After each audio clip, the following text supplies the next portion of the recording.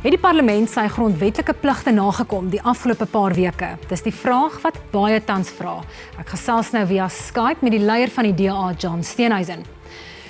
John, since the lockdown, what has the parliament been doing? What have they not been doing?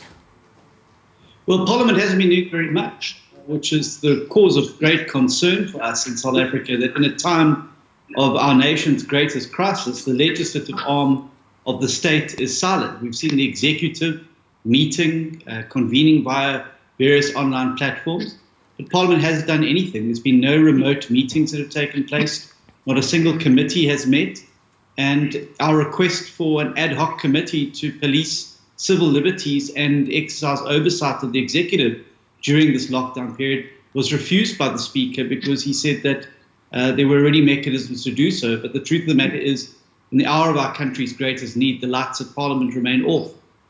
Why did you want this special ad hoc committee to be created in the first place? Ek dink dit is baie belangrik, want ons is in 'n tyd van baie onsekerheid in ons land. En hierdie krisis het rampspoedige gevolge vir ons land.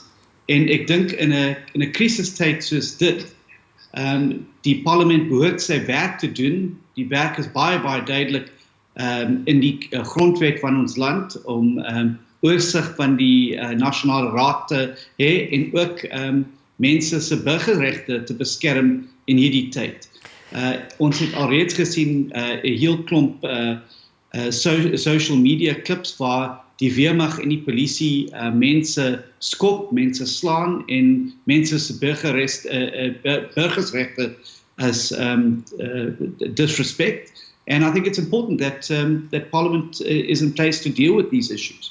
John, you speak about police brutality and the reports of those incidents, but except for that, what do you want these oversight committees, or what would you like them to address? What issues would you like them to discuss?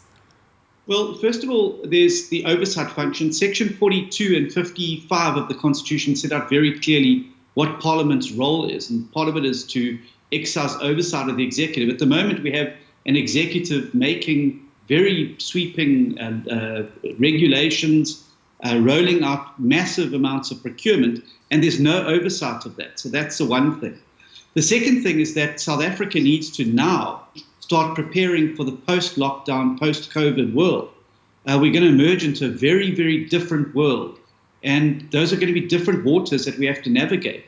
It would be important for legislators to be sitting now looking at the budget, deciding how we're going to amend the budget to meet the crisis and the requirements of the crisis.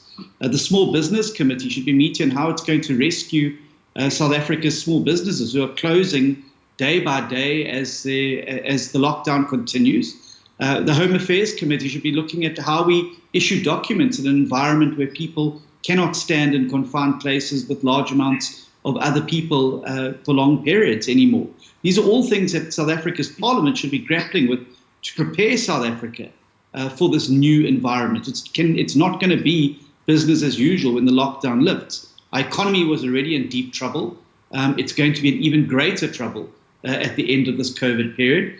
And that's what we should be obsessed with, is preparing South Africa for this environment. Given what we know now, do you think the lockdown should be extended? It's hard to say at this stage because we still don't have a lot of the metrics in place that we need to make such a decision. We need to understand that there are consequences of both extending the lockdown, but also not extending the lockdown. Obviously, what you don't want to do is to open up the lockdown and then suddenly you have a massive spike and you have to have a second lockdown. But also every day that the lockdown is in place, jobs are lost, businesses close, and our economy teeters ever closer to going over the fiscal cliff. We were already in a technical recession going into COVID. We are definitely going to have massive consequences on our economy every single day that the lockdown takes place. You said that politics should be put aside, but which of the government's decisions do you think deserves praise? Well, I think the president's been very good at handling this, and I think that his health minister, Zweli Mkhize, has been absolutely excellent. But unfortunately, he's got some ministers who've let the side down. We've seen Stella Ndabeni-Abrahams.